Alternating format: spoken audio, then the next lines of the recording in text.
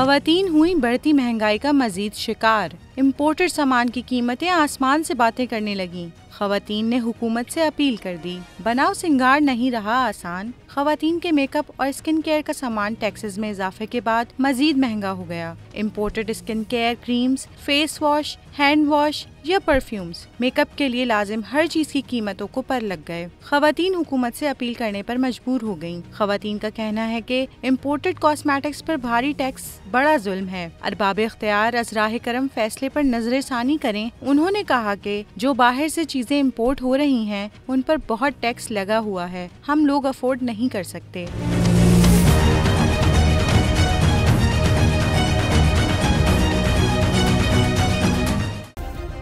Subscribe करें और bell दबाएं ताकि कोई खबर रह न जाए।